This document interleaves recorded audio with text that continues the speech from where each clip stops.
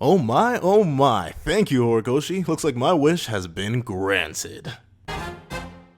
Before we hop in this review of chapter 307 of My Hero Academia, please do me a favor and leave your own thoughts on the chapter in the comment section down below, leave a like and subscribe if you haven't already. Now, let's get into it. What's up guys, I got the pencil here and here we are to review chapter 307 of My Hero Academia, aka Long Time No See, aka a Sonic reference ironically enough. But regardless of that, let's hop into this summary so I can talk what I really want to talk about. We open up with two characters nobody cares about.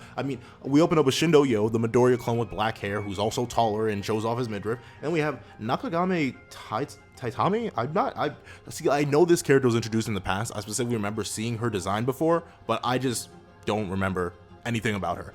But that doesn't matter. Obviously, these two characters are kind of just filler. But here's the thing. What I like about these characters, in particular showing up here and talking to the civilians as they do, is a twofold. One, this reminds us that the world's bigger than UA. Because the one issue I do have with My Hero Academia in terms of its society, due to our center focus on our main cast of characters, we kind of forget that the hero world is bigger than like UA and the pro hero world. There are other schools. We haven't seen these guys in forever, like provisional license exam forever. So I kind of forgot these guys existed, like a lot of people forget other characters exist, and seeing them here reminds me that the world is bigger than I thought. It's great, it's glad to see them, and their main thing is they're going and talking to all these civilians who are fighting different people. All these different looters and stuff like that are coming, all these civilians are hiding away in their own buildings, and they're trying to do their best to defend themselves, and they don't trust heroes anymore, because heroes are fake, they're false, and they don't trust them. And honestly, I don't blame them. The heroes haven't been doing a good job up to this point, especially all the ones who retired, so I'm not mad at them for not wanting to trust random kids that they've never even seen before. However, obviously, the cool part of this chapter pops up. Muscular says, hey, you remember me? However, I was introduced in a couple chapters ago? Well, I'm here now, and I'm super hyped to see him. I love Muscular. Y'all know that. I think he's a wild goon. I just don't like his fight with Midoriya. But regardless of that, we see him pull up, and he's so happy to see everybody. He's like, hey, guys, let's have some fun, buddies. And he's like, come on now, where's everyone else? Y'all gotta be more, because I need to kill more of y'all. It's fantastic. And here's the thing. The one girl hero goes off to go save the civilians, while the Midoriya ripoff decides that he's gonna pull off the fight against Muscular somehow, and he's like, I'm gonna knock this guy down. And Muscular's like, yeah, you do your best. I don't think that's gonna happen. And all the civilians come out to try and just go and fight Muscular, and I don't know why. Like, they're actually dumb. I'm not gonna lie. Like, here's the thing. I know Muscular isn't necessarily that well known because he was taken on by two small case heroes, and there are so many big bad villains that it makes sense that Muscular wouldn't be well known enough. However, you see this massive guy tearing through an entire building on his own, and you guys whose biggest combat threat up to this point was a couple looters really thought y'all were gonna take that? Really? Was that the plan? Was that the meta? I respect y'all bravery, but y'all kind of dumb for that. So they come out and they see that Yo is kind of just getting styled on. Like, Muscular's like, come on now, you fought her, my G. It took the whole one for all users to try and body me, and he cheated. So what do you really think you're gonna do? And he literally, I'm shocked he knows the count of muscle fibers, but he says 12,000, and the thing is, Yo is like, I'm not just a Midoriya clone, I'm a cool character, tremoring Earth, he'll turn him into a muscle melt. He gets body bag. Like, literally, Muscular's like, yeah, I'm just gonna add some more layers, you're gonna do absolutely nothing, and you're still fodder, you Midoriya knockoff, now give me the real one. And the girl screams, the civilians are still ready to go fight Muscular, and Muscular's like, finally, some more people to murder. And this is where we get into it. So something comes in and hits Muscular with that smashu, and then Muscular looks, and then the voice speaks, Muscular, no wonder my danger sense was going haywire. And we see a man holding up the Midoriya clone, and then Muscular gets excited, and I got excited, and it's that time. So let's talk about it. Here's the thing. Great things I want to talk about in this chapter. Actually, no, I have one issue with this chapter. You want to know what that issue is? I hate the girl's speech patterns. She talks like a current teenager. And I know, and this is a weird thing that I'm noting just across a lot of shows in general now. Not a lot of shows, just a lot of manga. They're starting to use a lot more modern characters. Like, there's Chelsea from Dr. Stone. There's this girl from here. There's another character that got introduced recently in something I was reading that talks like this. And I hate it. I know what the authors are going for. I hope this is just a mockery. Like, I hope Horikoshi's actually making fun of the generation, because if he's actually trying to be genuine and like trying to mimic their speech patterns in an authentic way, this is garbage. That's literally the only issue I have with the chapter. Why? Because one, it's great to see, like I mentioned in the beginning of the review, it's great to see the world is bigger than what we know. It's great to see these other students who also exist, do their darn thing, being heroes the best they can. But it's also great to see that all of what happened after the war arc is having these repercussions, having these things where heroes just aren't trusted anymore, because the heroes were kind of fodder. They did get body bagged by the villains in the war, for the most part. They did do a lot of damage to the villains, but of course, heroes took a lot of damage themselves, a lot of them retired. It shows that society isn't that dumb. The people aren't that dumb. They're not gonna be, well, no, here's the thing. They're not that dumb, but they're not that smart. Like, they're not dumb enough to be like, yeah, I can't just put my faith in you heroes because y'all were fodder. Y'all ain't even big notable heroes, so I know y'all are getting washed by whatever escapees you're talking about. But at the same time, you're stupid enough to go fight one of these escapees that is tearing through buildings.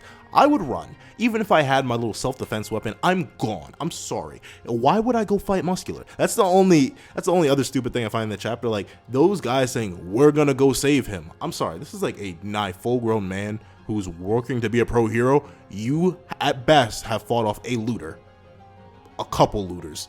Muscular's a monster. You can visually see that. If this is like a Midoriya situation where he's like notoriously slim, but he has a lot of power behind him, then I would see it. But you literally saw this man cause an entire earthquake, fail to do anything to this massive muscular monster man, and you still said you were gonna go save him. That was dumb, but I'm glad that but at the same time, while it was dumb, it's realistic dumb. Like, these civilians off their little power high by realizing that heroes aren't that useful and that they can actually do something by fighting off against looters. It's realistic for these characters to suddenly believe that they're the stuff. They can go do this now. So I'm actually perfectly fine with them doing that. It's just like, logically, like, that's the thing.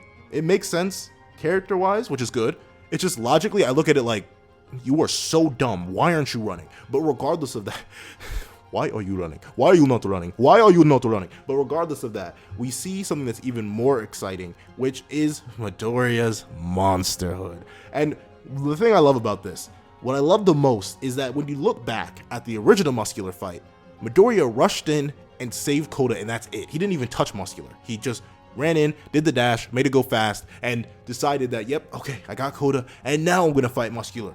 This time, Midoriya shows up, no hesitation, not a single word spoken, smashes, knocks Muscular right off of Yo, slams Muscular directly into the roof of a house, and then just quietly says, Muscular, no wonder my danger sense was going haywire. As he's holding Yo in his arms, his mask is up, his cape is blowing in the wind, he's stomping with the iron soles, everything. You can see it, and here's the thing, because that's a change, but it's a violent change, and I like it. Here's the thing, a few weeks back, I made something called Please Make Midoriya a Monster. Just make Midoriya a monster. That's what I asked Horikoshi to do. That's been the gentlest way possible, because I know Horikoshi himself comes and watches my videos. He's definitely subscribed to the channel, I promise. But regardless of that, this is the kind of monsterhood I was talking about. He's not violent. He didn't try to snap Muscular's neck. He didn't try to outright kill him. But what he did was, he didn't hesitate. He didn't tell Muscular to get off Yo. He literally attacked him right off Yo. Hard smacked him into an entire roof with no hesitation. One smash. And the great thing about that is, when he says, Muscular, no wonder my danger sense was going haywire, he's calm, he's analytical, he's quiet. And that's what I like. He's poignant and focused. I like this Midoriya a whole lot more because he's what the Midoriya I was expecting we were going to get from Rip. Analytical, understanding a situation, executing it, and keeping it moving. None of the emotions, just pure action. This is the closest to All Might Midoriya's ever been, at least in my mind, because not only is he defending and saving somebody, but he's doing it in an this is honestly a weird mix of Endeavor and All Might, because he's not putting any flashy show on it. He knocked Muscular away, didn't care what happened, got Yo out of there, saved him, and began analyzing the situation. He showed up, took care of the job, and kept it moving.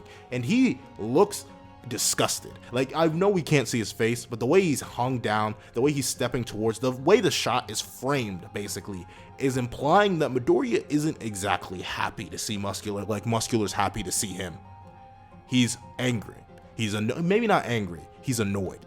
He just sees another villain. He doesn't care about whatever past connection they have. He just knows that, oh, that explains it. This logical analysis, this pure, focused, thought-based Midoriya is something I've been waiting to see, and I'm happy to see it. The fact that he's hiding his face now too, it's just a little extra detail. It's these little extra details that I like a lot, because it's kind of showing that this character change that Midoriya underwent, however it happened, whatever caused his character change, whatever went down, none of that matters. Not right now. Not to Midoriya. What matters is that we're here and that we're seeing this. And that Midoriya is a hero. He's saving people, but he's not going to hold back on Muscular. This is going to be a war of attrition. But something tells me after that first hit, I know Muscular probably wasn't going all out against Yo. He literally just pulled out some more fibers to defend himself. But regardless of that, it's good to see that Midoriya now casually is able to pretty handily deal with Muscular. At least a suppressed Muscular, which is what I'm assuming. I doubt Muscular is going all out here. So a one casual hit from Midoriya, and that's the thing. I wonder if Horikoshi did that specifically. Like, I can't tell if that's a punch or a kick. I'm not sure what it is because the smash line is just, it's drawn as a line, like a quick burst of energy. And I'm not sure, maybe that could be Midoriya's new ability. Like, I can't tell if that's an energy wave or just an impact. I'm assuming it's an impact because it's the smash, so he probably hit him. But what did he hit him with? Did he hit him with his legs or arms? Because the thing is, if you hit him with his arm, then, ooh boy, then he's gotten a massive amp. Because usually when he hit Muscular, even when Muscular was being casual, the hit did nothing. Muscular ate it up pretty casually, but he knocks Muscular away. If he kicked him, one, that goes into the thing that, thank you for all y'all who brought that up in the comment section last week, that Midoriya's arms have gotten skinnier. And we don't get a good view of him here because they're covered by both Yo and mainly just Yo, but the arms being skinnier, that means he may have to rely more on his legs. And if he's just casually kicking Muscular around like this, are we going to get a more kicking based Midoriya? Are we going to get a Shinra Midoriya? Like, are we going to get Shinra but with green hair and no fire? Like, I'm intrigued. I'm excited. That's the thing. Not much happens in this chapter, really, at all. We just see some no-name characters. Well, not no names. They have names, but pretty irrelevant characters going up to nameless civilians, and Muscular shows up, an actual named villain, and Midoriya shows up. That's the entire chapter. But the thing that excites me the most about this chapter is the potential that it means for all characters involved. Not really the heroes, because I know after this point, once these two are saved and Midoriya has a little talk with them afterwards, we're not seeing them again for another, who knows, 100 chapters. Unless is this the new main squad? I hope not. But if these are one-off characters, or two-off characters at this point. They showed up in their one arc, they're showing up again now, and they're probably going to disappear for a while. But I'm fine with that, because Midoriya's here, and Midoriya's changed, and I like that Midoriya's changed, and I like that we're getting El Violente Midoriya, this monster. I keep calling him a monster. Who knows? Maybe he's not. Maybe he's gonna pull the cowl down and be smiling and cheesing at Muscular and mock him. But regardless of that, I don't think we are, because there's darkness in his eyes from last chapter to the dark stand. Like, Midoriya feels much more. Midoriya has the most presence in this one panel than he does in the entire series to me. Like, no matter who Midoriya stood up against, whether it be infinite 100%, whether it be him tapping into whatever powers, whether it be him fighting gentle, none of that stands nor compares to Midoriya's eyes darkened as he's holding someone he just saved, and his foot stepping forward and the smoke is curling off him as his torn outfit blows in the wind. This presence that Midoriya has here, it's weighty, it's meaty, this is gonna sound wild, this is the presence of a true main character. This image sent shivers down my spine, because this is something we haven't seen from Midoriya before, and it's so present, it's so real, it's so good. I love it. Things to note, like little weird meta things to note. We know that Midoriya is actually still in Japan. There are some people talking about like how it's theorized that he's in America. Nah, he's still in Japan. He's obviously still in Japan because Muscular's here, and unless Muscular swam to the ocean, and unless these Japan-based kids went all the way to America for some reason and are speaking Japanese still, he's still in Japan.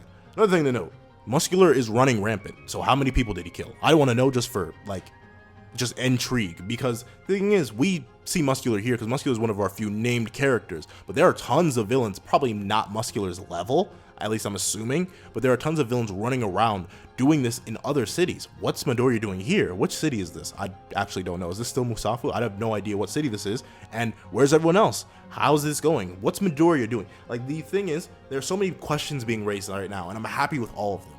The thing is, I don't have much to say outside of that. I'm happy to see Midoriya here. I'm happy to see him saving people. I'm happy to see this more darker, more attack-based, more logical Midoriya. I'm happy to see all of that. And I'm glad to see Muscular so excited to fight Midoriya again, because he knows he got cheated. He's ready for the run back, but I think he's going to get run back into the ground. But honestly, here's the thing. I would love if the two stalemated. Like, this is just a weird thing that I would want. I would love that now that Midoriya is in more like focused state of mind, he's willing to fight Muscular more directly, but at the same time Muscular is willing to fight Midoriya more directly, so they sort of even each other out and they're forced to continue this battle another time. I would love it if Muscular was like a recurring, he already kind of is, but a more recurring villain for Midoriya, like a sub-boss to Shigaraki, basically, because we know Shigaraki's the real final boss for Midoriya, or All for One, either one of them. So if Muscular was a recurring sub boss for Midoriya, and like this is the second round, and then the final round he actually defeats Muscular fair and square, I'd be perfectly fine with that. Super excited for the next chapter. This chapter, once again, a solid, let me think, is it, I think too little happens in, but the reason I would give this chapter like a 9 out of 10, maybe leaning towards a 10 out of 10, because it does what it does very, very well. Ignoring all the weird questions to how we got here, if we're just going to assume this chapter in itself as a void, I like the intro, I like the characters we see, I like how civilians are reacting, I love the society of My Hero Academia, so I love seeing all that. I love seeing Muscular again, his big old happy behind just running around killing people. I'm happy to see Midoriya take this new, more aggressive approach. I'm happy to see all of this, and I'm super excited for the next chapter. So this is definitely a 9 out of 10. 9 out of 10, 10 out of 10. The only thing I would hold it back from being a 9 is just weird little things, like me having a little logical consistency issue with how these people were so focused on defending themselves and not going with them, to suddenly going and saving this random hero kid when his random hero kid is fighting this massive monster of a man. And also I don't like the girl's speech patterns, but those are nitpicks. Those are literally the only nitpicks I have for the chapter. That's about it. 9 out of 10 to 10 out of 10 chapter. Solid, easy. And I can't wait to see what next chapter brings. I think it's going to be hype. What do you guys think about the chapter? Please tell me in the comment section down below. I would love to hear your thoughts on this chapter in particular, because of this is really an intermediate chapter. So not only do I want to hear your thoughts on this chapter, what do you guys think is going to happen next chapter? Obviously, we're going to get a fight between Midoriya and Muscular, but do you think it's going to be a curb stomp? Do you think it's going to be an even fight? Do you think these two are going to have exchange blows? How do you think this fight's going to go? Tell me in the comment section down below. And thank you guys so much for watching. Please remember to like, share, comment, and subscribe. And I hope you guys have a wonderful day. This is That Guy with the Pencil, writing off.